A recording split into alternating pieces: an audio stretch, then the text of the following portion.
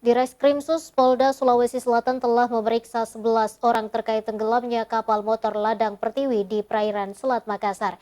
Kini juragan atau nahkoda kapal motor ladang Pertiwi 2 Supriyadi terancam 5 tahun dikarenakan dianggap lalai.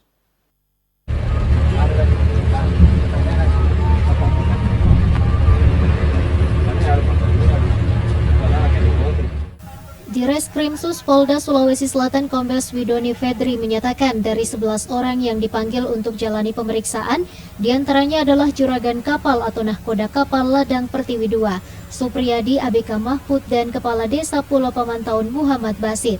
Namun dari 11 orang yang diperiksa, Kombes Widoni Fedri mengatakan belum memeriksa pihak Syah Bandar Utama Makassar Pelabuhan Pautere. Widoni juga menyebut ada unsur kelalaian terkait kasus tenggelamnya kapal motor ladang Pertiwi 2, lantaran kapal motor ladang Pertiwi 2 sudah diketahui tidak layak untuk berlayar, di mana nahkoda kapal melanggar Undang-Undang tentang Pelayaran Nomor 17 Tahun 2018. Pasal 323 yang bunyinya itu harus ada izin persetujuan dari Syah Bandar untuk berlayar. Ternyata ini kapal ini tidak ada izin dari Syah Bandar. Kedua, terkait dengan pasal 302-nya, itu bunyinya kapal ini sudah diketahui tidak layak untuk jalan berlayar. Jadi ini untuk yang bersangkutan nanti sanksi pidananya antara 4 sampai 5 tahun.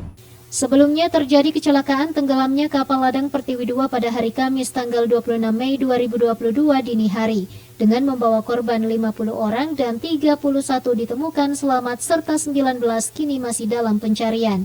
Rusma Wandirara, Celebes TV.